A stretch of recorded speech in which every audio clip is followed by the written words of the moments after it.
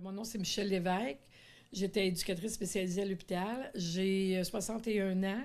J'ai travaillé 35 ans ici, plus les années d'étudiant. En tout cas, ça fait 38 en tout. Et j'ai aussi... ça fait 6 ans que je suis à la retraite. Le premier vrai souvenir que j'ai, c'est quand j'étais petite fille, puis que j'allais voir une de mes tantes qui travaillait ici dans une unité sur Notre-Dame, qu'on appelait l'unité Sainte-Thérèse. Alors, c'est le premier souvenir que j'ai eu, le premier contact que j'ai eu avec des bénéficiaires, des personnes qui avaient un problème de santé mentale. C'est là que j'ai eu mon premier contact et c'est mon plus vieux souvenir. Après ça, j'ai fait la parade mon Dieu, de la fête Dieu en avant de l'hôpital ici, à l'époque, sur la rue Hochelaga, et aussi sur la rue Notre-Dame. Alors, les sœurs organisaient une parade et moi et le fils du directeur de la police, on était tous les deux les petits Saint-Jean-Baptiste dans la parade de la fête Dieu. Je me rappelle de ça, je me rappelle des clients qui étaient autour, puis tout ça. Ça, c'est un souvenir d'enfance. Après ça, un souvenir plus récent, ou en tout cas de l'âge adulte. Moi, j'ai commencé à travailler, j'avais 17 ans ici, en étant étudiante. J'avais pas le droit, mais mettons qu'il y avait eu un petit passe-droit. Tu rentrais, tu étais initié à une demi-journée, puis le soir même, tu rentrais travailler. Alors, il fallait se fier aux gens qui travaillaient déjà là pour savoir comment faire. Et je travaillais avec des sœurs, bien entendu. La responsable des unités, c'était des sœurs. Alors, c'était pas toujours évident. Quand le matin, on faisait des rapports, souvent, on se faisait taper ses doigts pour se faire dire qu'on n'avait pas raison, puis tout ça. Mais c'était 3 ans. J'étais 3 ans de nuit. Après ça, je suis tombée de jour et là, je me suis en allée dans des unités qu'on appelait des unités très dures, dans le pavillon Sainte-Marie, une unité. Bon, là, je vais dire le nom, puis je vais dire le chiffre. Ça s'appelait, quand je suis arrivée là, Sainte-Hélène, et après ça, c'est devenu 226. Sainte-Hélène, c'était à l'époque où c'était dans le pavillon Sainte-Marie, avant qu'on passe au feu. Moi, j'ai connu le feu, alors le pavillon Sainte-Marie a brûlé, tout ça, et on s'est en allé dans le pavillon Bédard. Bédard, oui, c'est ça, au 226. On nous a déménagé là. L'environnement physique, quand je suis arrivée dans les unités en post-opératoire, c'était différent que dans les unités ordinaires. Alors, moi, quand je suis arrivée dans les unités, il y avait 5-6 salles d'isolement de péri-vue et il y avait des grands doctoirs. Et des grands doctoirs, il y avait à peu près, je pourrais dire, les 3 quarts des patients couchaient dans des doctoirs avec des lits, un petit somino qu'on appelait à côté du lit. Et c'était des femmes ou des hommes. On était séparés, c'était pas mixte.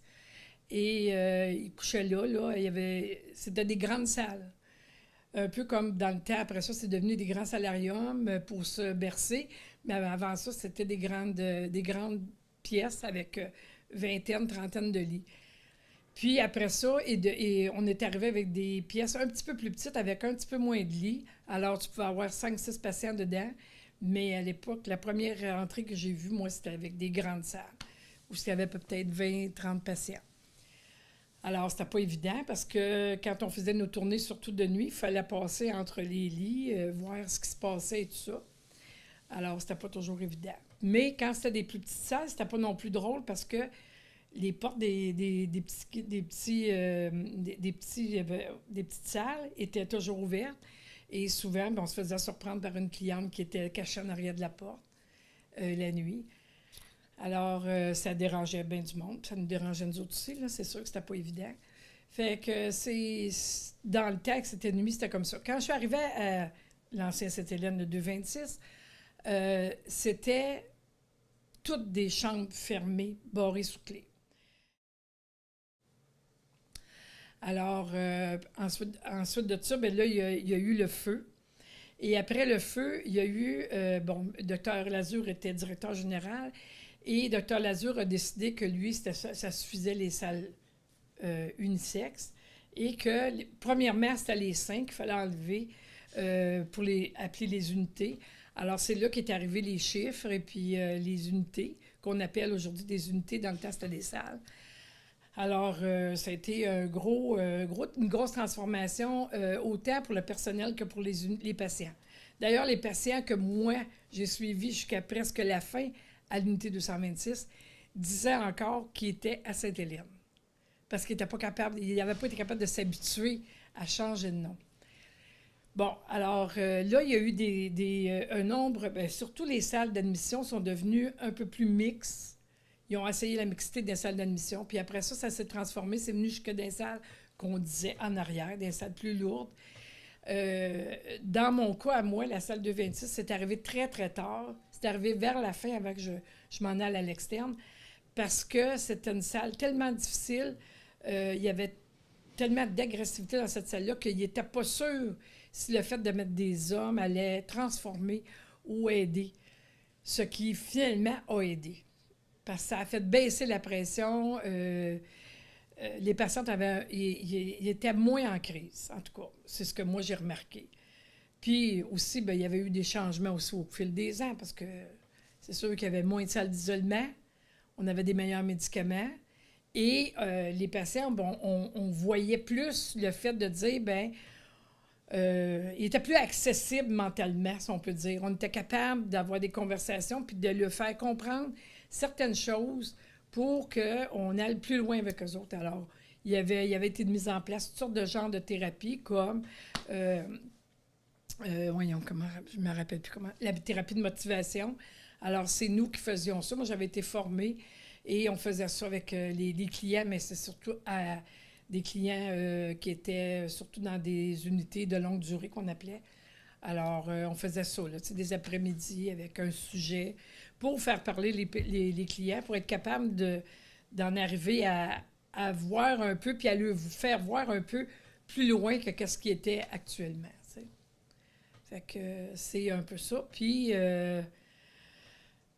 ce qui, moi, m'a le plus marqué au fil des ans, c'est le travail que tout le monde en a fait, je me considère beaucoup là-dedans, vers l'externe, vers le fait de faire en sorte que les clients sortent à l'externe, aider à démystifier la maladie mentale, ce qui n'est pas encore fait aujourd'hui, il faut bien le dire, mais faire en sorte que les patients voient autre chose que l'asile, voient autre chose qu'une salle à l'interne.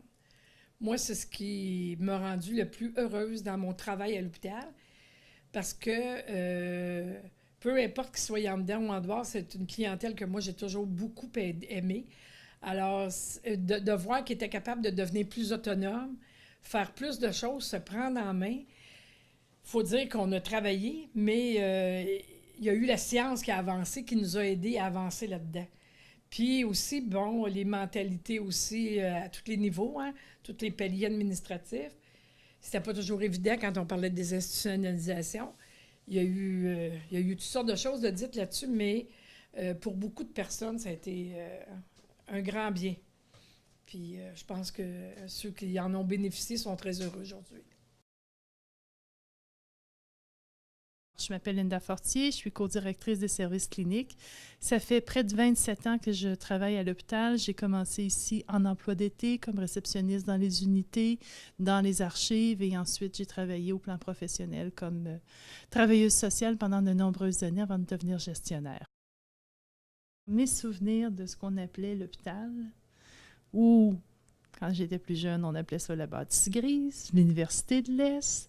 J'ai grandi dans le secteur Est, alors donc pour moi, l'hôpital représentait quand même un endroit mystérieux et surtout avec la tour très, très, très épeurant. Alors notre imaginaire était assez débridé, puis on imaginait qu'il y avait toutes sortes d'enfants difformes avec des têtes d'animaux et toutes sortes de choses qui se cachaient dans la tour, mais en fait qui étaient cachées dans la tour.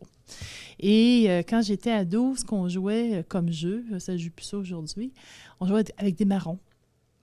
Et le seul endroit dans l'Est où est-ce qu'on peut trouver les beaux marrons, c'est sur le terrain de l'hôpital. Fait que un test de bravoure était de venir chercher nos marrons là, sur le terrain, puis quand on les ramenait, puis qu'on les montrait à nos amis, d'abord on disait à quel point on était brave d'être venus sur le terrain, qui était bien clôturé, et j'ai connu l'époque où il y avait une guérite aussi là, sur la rue Hochelaga avec un agent de sécurité, mais surtout on en profitait pour raconter ce qu'on avait vu dans les fenêtres de la tour, là, des formes bizarres, qu'on entendait des cris. C'était pas vrai, là, mais il y a personne qui pouvait nous contredire et on avait vraiment l'air là, d'être très, très braves. Fait que c'est ça, c'est un premier souvenir flagrant que j'ai de l'hôpital en lien avec mon enfance et la vision qu'on pouvait avoir dans le quartier de ce grand bâtiment. Et dans le fond, on voyait souvent des gens qui étaient traités à l'hôpital sur le terrain ou à l'extérieur, puis ils ne nous faisaient pas peur, ils ne nous inquiétaient pas. Ceux qui nous font peur, c'est ceux qu'on imagine derrière les murs. C'est bien plus ceux-là qui nous inquiètent. Fait que voilà, c'était mon petit partage de souvenirs.